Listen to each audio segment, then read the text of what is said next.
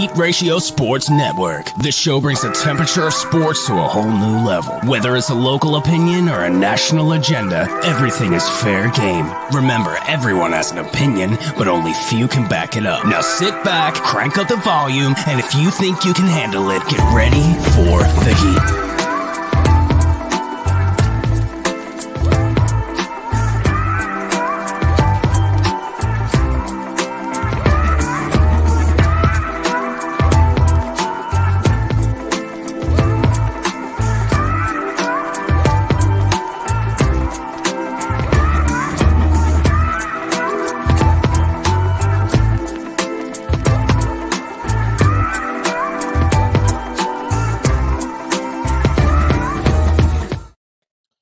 What's up, everybody? Tony Jigsaw Cutillo here. Heat Ratio Sports, Heat Ratio Live. Little post-game action. I usually don't do this. We haven't done this in a while.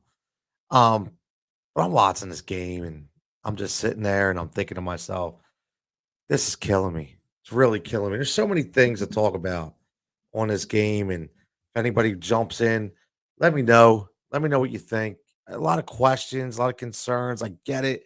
A little overreactions on some people's parts. A lot of interesting storylines come out of this game. And by the way, where's Nick? Did Mr. Sirianni decide that he wasn't going to shake hands? Poor Bruce Arians is out there with a busted Achilles walking in the middle of the field, and my man Nick can't even show up and give him a handshake. So, yeah, listen, this is a strictly pop-up right here. Right. No prepared images, no prepared anything. As always, give us a follow at Heat Ratio Sports. Follow the YouTube page, Heat Ratio Sports as well. Subscribe. Like the deal, but we got to talk about these Eagles, man. Listen, I have been one of the biggest supporters of Jalen Hurts. I have. And there's been a lot of backflack against that when I've talked about Jalen Hurts. A lot of people tell me he stinks as a quarterback. A lot of people tell me he shouldn't be in the NFL. A lot of people are going to say he's the reason why we lost this game today. But he's not the only reason why. Listen, stop with the Gardner Minshew rhetoric. Stop with all the, hey, he was wide open. Look at the game film. We could see, there's a lot of Twitter quarterbacks out there. And I'm not saying Jalen Hurts wasn't a problem, but he wasn't the only problem in this game. He wasn't the only problem. This team showed up completely unprepared for this game.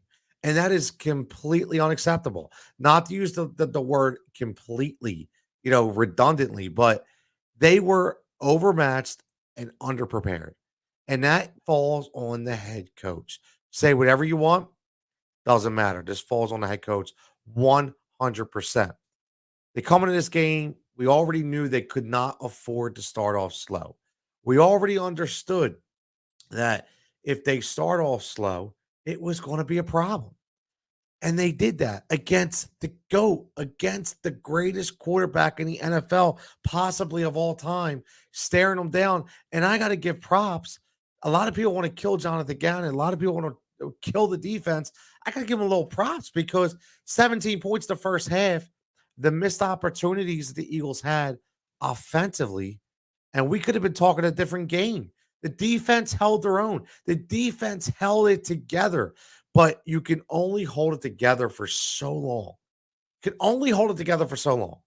It's just when you face somebody of that stature and you face a team that's that dominant, you can only hold them at bay for so long. And that was one of the most important things that I've seen in this game was, not only being overmatched, but they were just underprepared. You cannot come in unprepared for a huge matchup like this. And I thought they had a shot. I really did. I'm not gonna deny it. I thought that they could come in this game, they could run the ball a little bit, and you've seen it. The first play of the game, Miles Sanders rips off what rips off a really nice run, and then he's on the sideline, and they throw a pass play to Boston Scott. So right there, I start to think, again, Nick Sirianni overthinking himself, right? And that's what happens in these games. Coaches, they get in these spots, and they completely overthink the situation. And that's one of the things that happened. The other happened, yes, Jalen Hurts did not have a good game.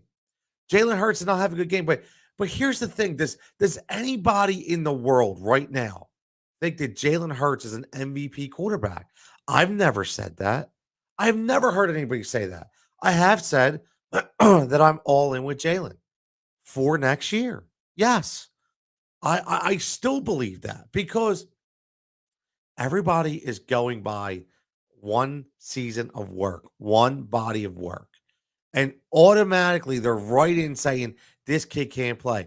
I'm telling you right now, go back and roll the footage.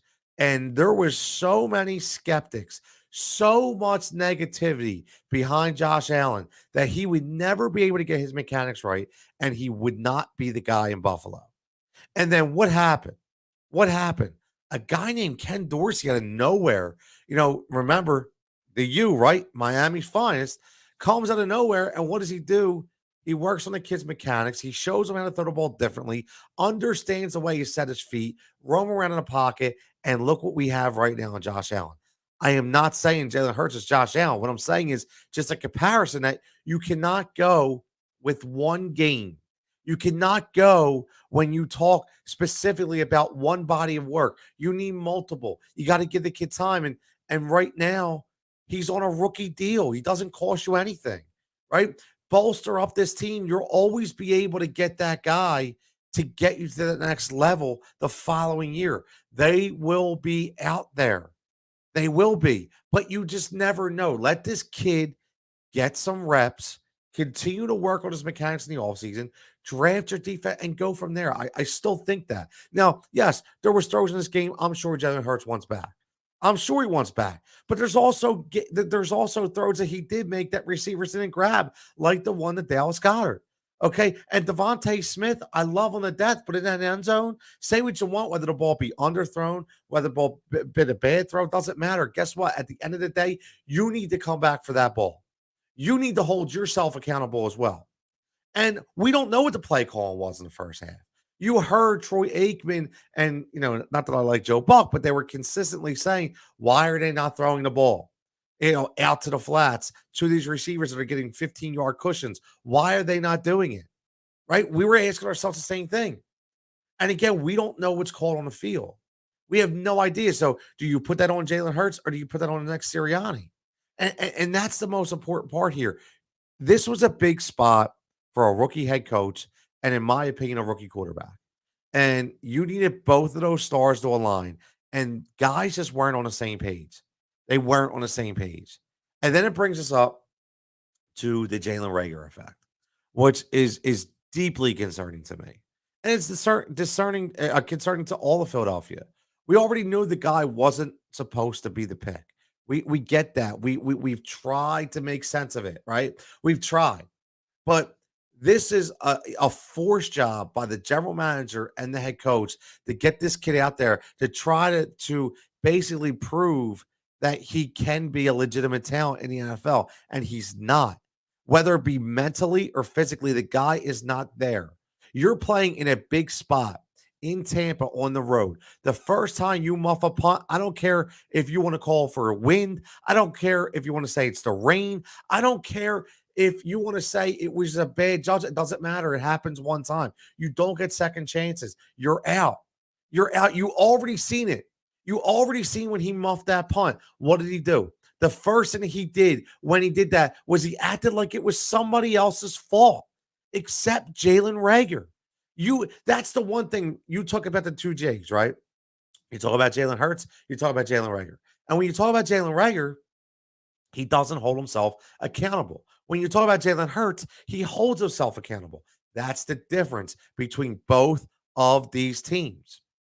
Now, checking on Twitch, they say, do the Eagles give Hurts another chance, go after a quarterback like Watson on free agency, or draft a quarterback with one of the 3 first-round picks? Listen, I don't think there's a guy out there, that's going to come in and make a difference maker in the draft. I don't know. I am 100% fully transparent where I'm not a huge college football guy. I don't follow it like some of these analysts do. But I don't know. Is it Kenny Pickett? I don't know. Is he that guy? Is he a guy that could take you to the next level? I'm not sure that guy is out there in this draft.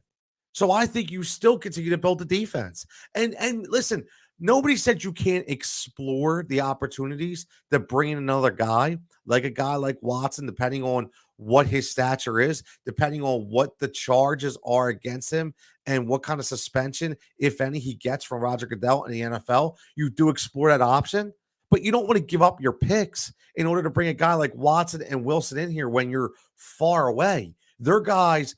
Here's a difference. Here's what I will say. The difference between, let's just say the two W's, right? Let's just say Watson and Wilson. So when you look at Watson, he's a young kid, 24, 25 years old. He's got the future ahead of him. He's got the prime years ahead of him. And if it's a huge if, right?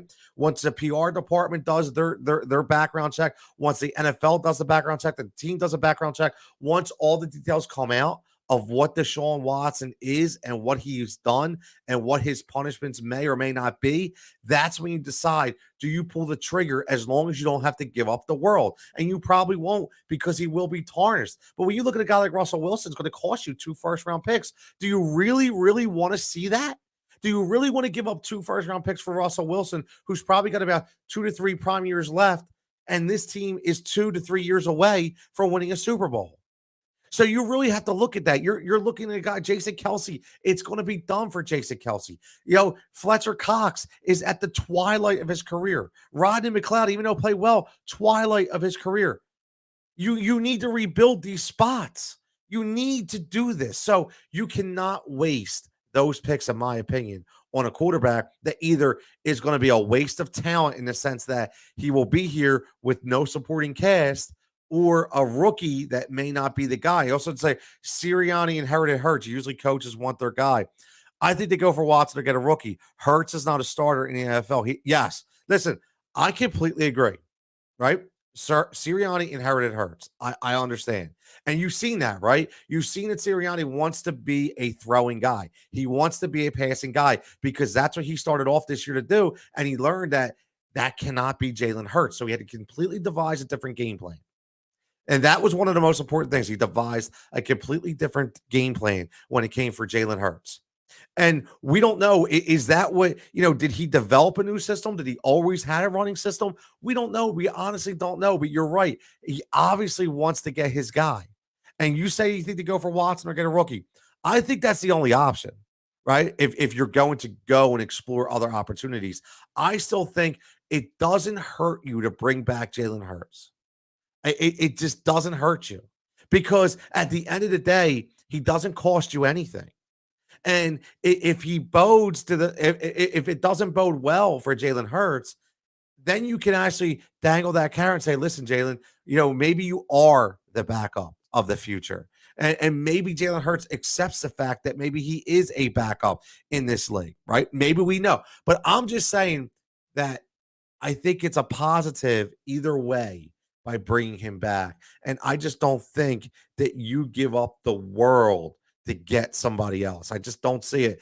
Vinny checking in. The Eagles will start Hurts next season and will trade one of this year's first for a future first. This will give them a chance to look at Hurts next season and so I'm going to get their guy there next season. Love it, Vinny. Love it. 100%. That's the kind of move I would make. You bring back Hurts. Whether you believe that, I believe the team, but that is the move. That is the move. You cannot give up all your draft capital this year in order to go out and get a Russell Wilson. You just can't do it.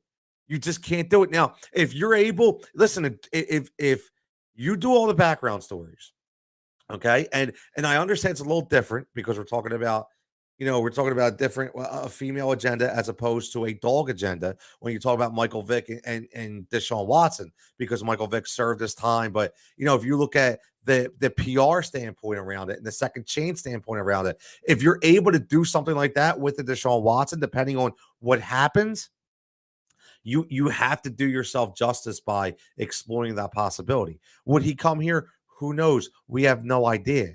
But I definitely 100% agree that we do not give up the farm for a Russell Wilson because we're not ready.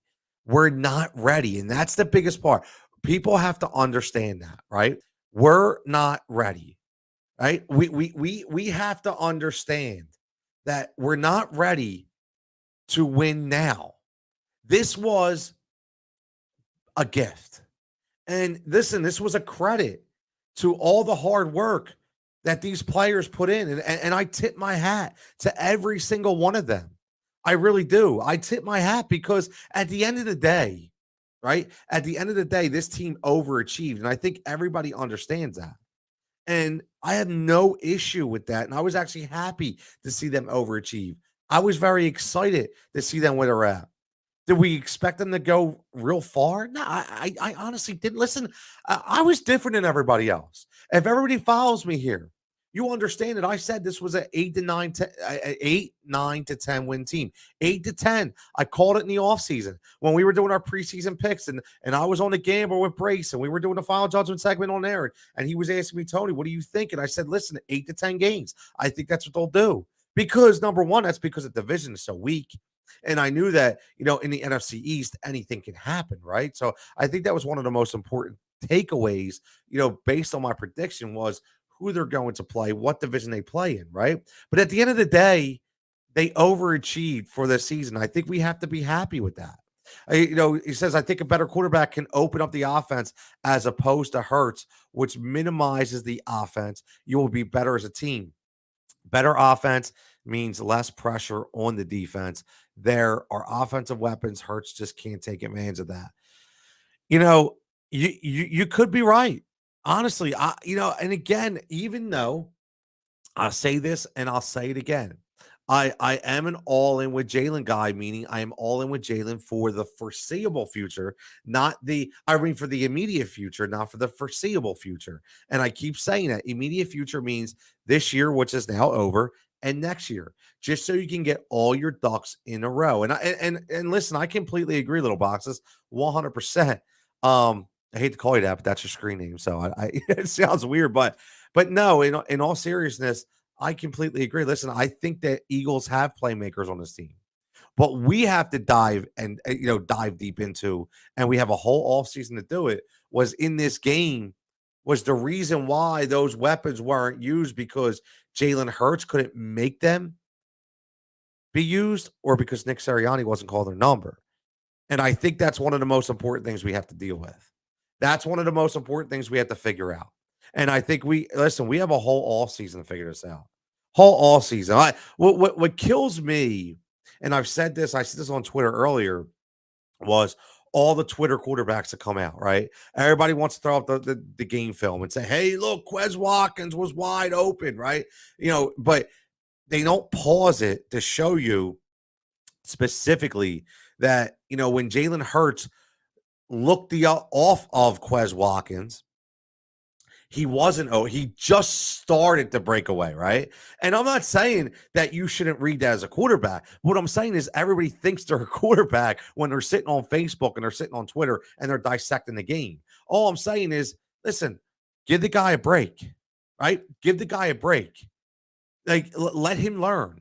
And I'm sure, just like any other quarterback, that he's going to go back and he's going to watch the film and he's going to see that and he's going to understand he needs to work on, number one, his timing. He's going to work on, number two, leading guys in space. And number three, basically forward thinking the play, perceiving where this guy is going to be. And that stuff he has to work on. But listen, that's where it is. Maybe he doesn't have the arm strength to play in the NFL, to be a starting quarterback. Maybe he doesn't. I don't know. But I'm done talking about Jalen Hurts as this, as being the main reason on why they lost this game. Listen, and again, I don't disagree with that. He does have to work on that. But to say that is the main issue, I think, is being ignorant.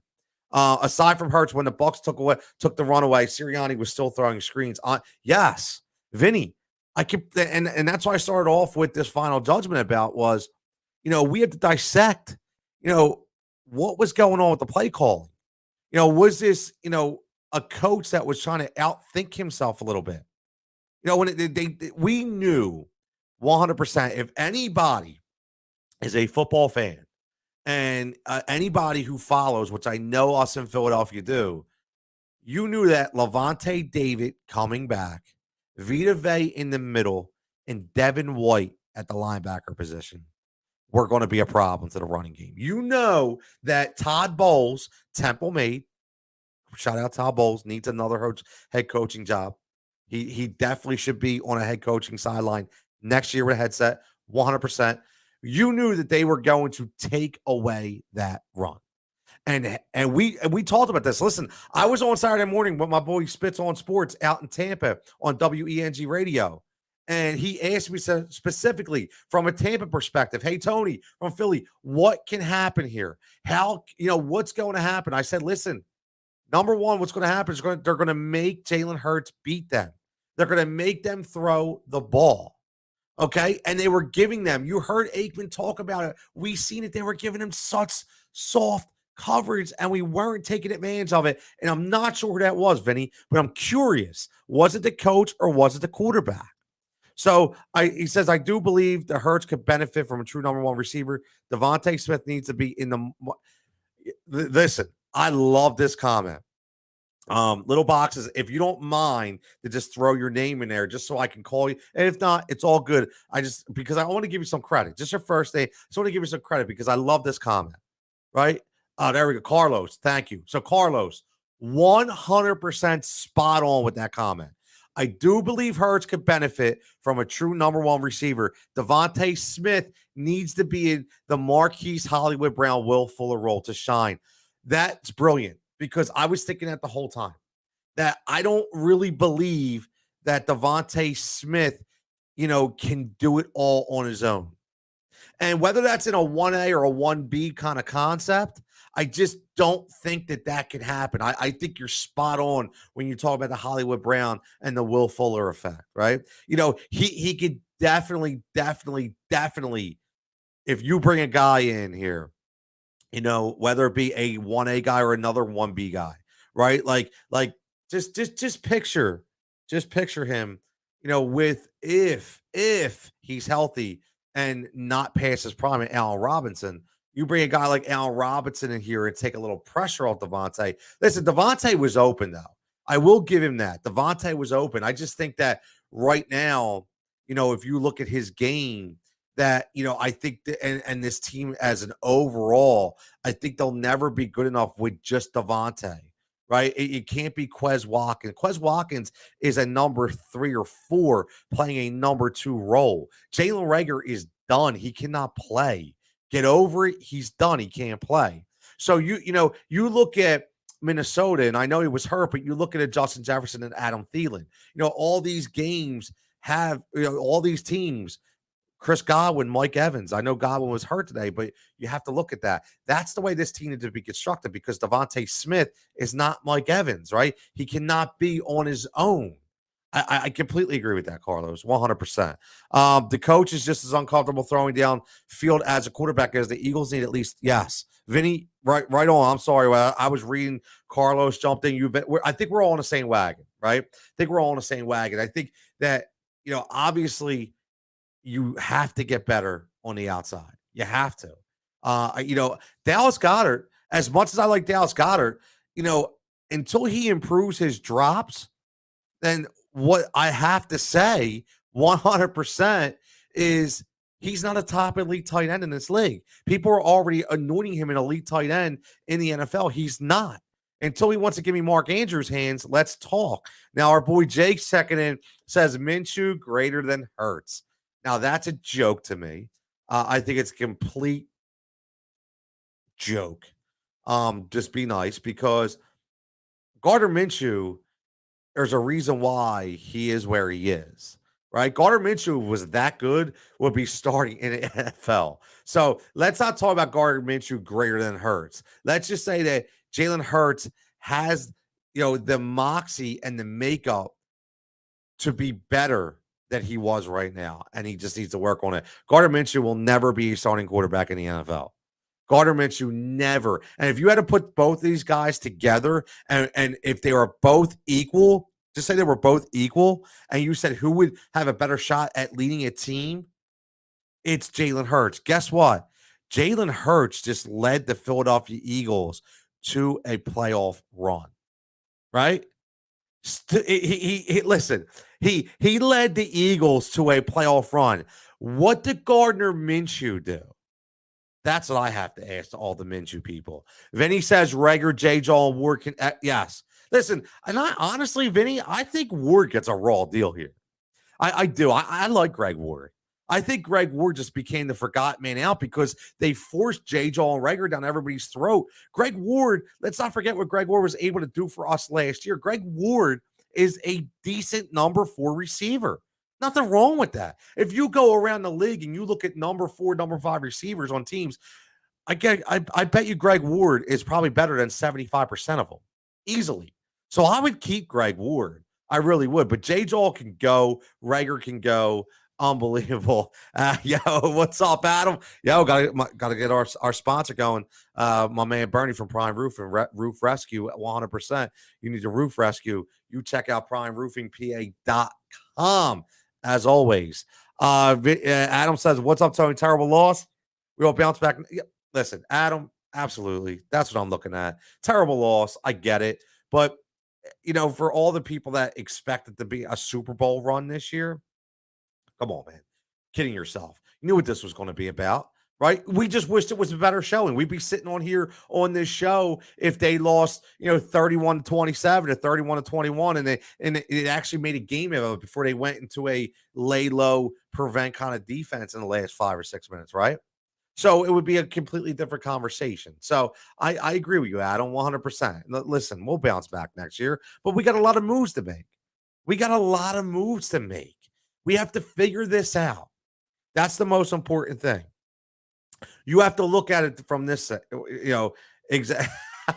The Eagles bought the Sixers some time to get it together. Vinny, oh man, the first episode in the next couple weeks of Half Court Heat with me, Al Andre, is going to be interesting. It is. We all been trying to get some stuff together, laying low for a little bit. We haven't really been out in front and center on all these issues with the Sixers. So, Vinny, make sure you stay tuned, man. We will be bringing it live, Half Court Heat for real. Because the Sixers, man, now, especially with the Phillies in a strike hold right now that we don't even know when we're going to have baseball now and we already forgot about the Flyers. So full emphasis right now is going to be on those Philadelphia 76ers. So it's going to be very, very, very interesting. So listen, fellas, Adam, Jaylen Hurts starting spot for next year.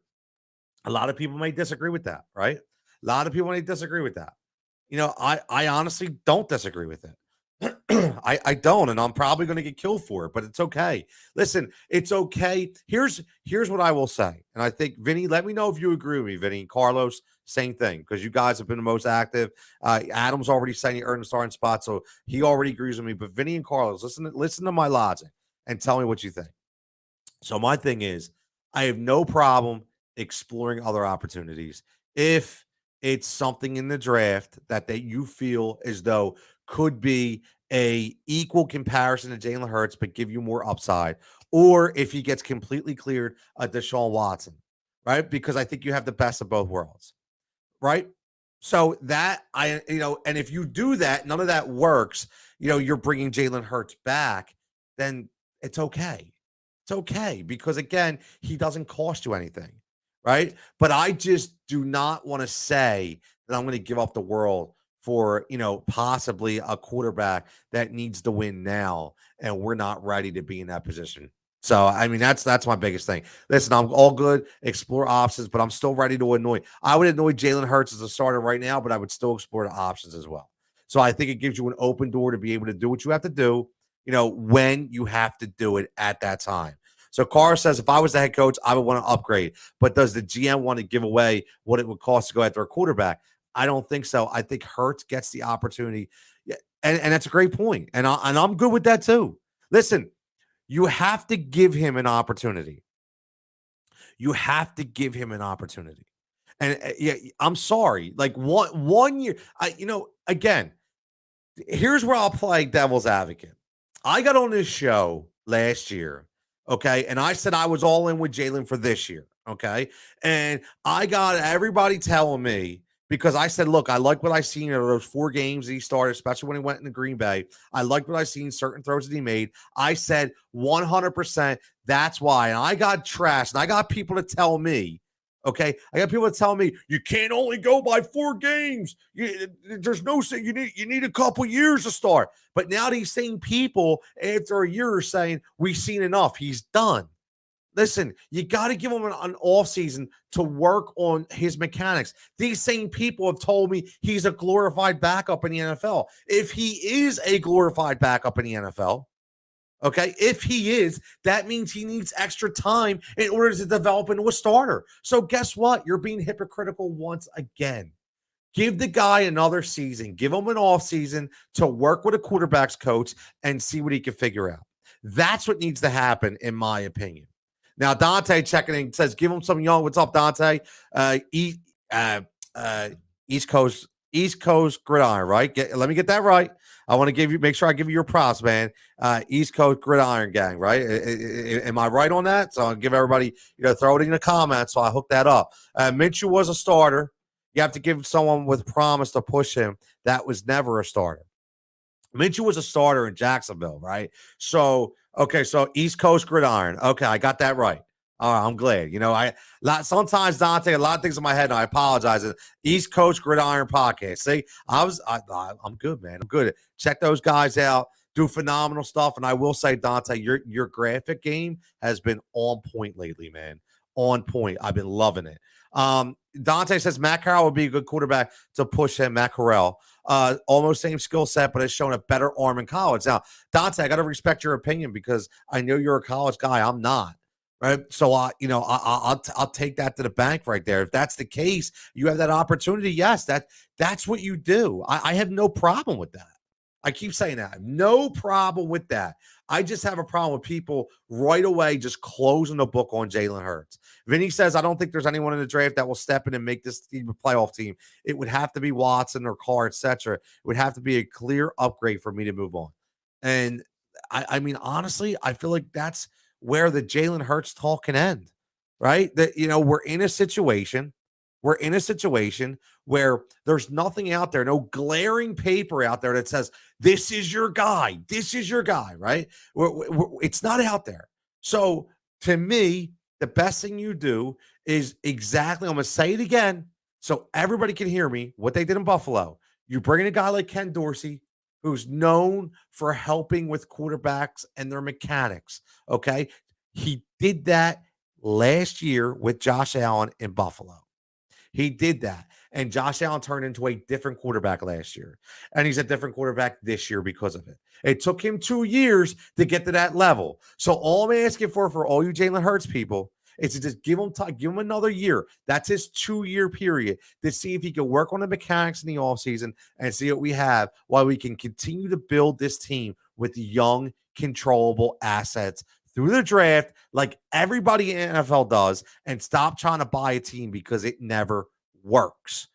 Dante or Carlos says Hurts 100% needs to improve as a passer. Yes, agree. So I need a good quarterback coach to teach him. Not sure if there's one available. Honestly, Carlos, I have no idea. I have no idea if anybody's available when it comes to coaching as far as quarterbacks coach. Not sure. But what I do know is that if they do get somebody like that, I think it 100% can only help, right? I think we all know that 50% Jalen, 50% pay calling in Philly this year, to be honest. I think that's a fair assessment. I did not come into this show saying that this cannot be Jalen's fault. It's all the coach. I completely agree. It's got to go both ways. I just think this team being unprepared to play in the biggest game of the year on the biggest stage in Tampa against the GOAT, to come in unprepared like that with the penalties, with the bad calls, with the bad plays, that's 100% on Nick Sirianni. Vinny says the people that are out on Hurts never. Yes. You know what, Vinny? That's a great point. Exactly. They're the people that say, hey, I told you so. I told you so. This guy can't play. Right. And I never understood that logic. I didn't. Right. Because, you as a fan, right, you want the team to be good. And I know everybody's going to kill me about Ben Simmons because I am a guy that says I told you so. Okay. But I say that because I just want to be done with him so we can get somebody else in this team that can help us win. That's the ultimate goal, right? But some of these people are out for blood, bringing up their own opinions and their own judgments from the past that, to basically back up their analysis, but all it's doing is hurting team. That's not a good thing, right? We want this team to ultimately win. Right. And that's the thing. So, yes, the people that are out on Hurts right now, 100% never wanted him in the first place. And I'll be honest, please. And that's one thing. Don't flip flop. I hate the flip floppers. Don't go back and forth. If you wanted Jaylen, good. Keep with that attitude and say, come on, kid, I'm behind you. I got you. If you didn't want Jaylen, I better not ever see you wear a Jaylen jersey if he throws a touchdown or you're jumping up and down, because that's the kind of fake fan and the unauthentic people I cannot stand. Be authentic and be unique and stick by your opinion. Carlos says, I don't understand the Josh Allen comparison. Yeah, okay, good. I'm glad you said that. Allen has a cannon arm, was hyped in the draft. Hurts has always been regarded as a back. Yes, 100%. So, Carlos, when I was talking about this, I completely agree. The comparison is just basically to show you how mechanics can be worked out. Because Josh Allen had a cannon arm, but had zero accuracy. He couldn't hit an 18-wheeler parked in the Wendy's parking lot waiting at the drive-thru. He couldn't do it. That was the biggest knock on him. Okay? It was the biggest knock. He had a cannon of an arm, but he couldn't control it. Right? It's almost like, remember the movie Major League in baseball, right? Rick Vaughn, Charlie Sheen, right? The guy could throw 99 to 100, but he couldn't find the plate.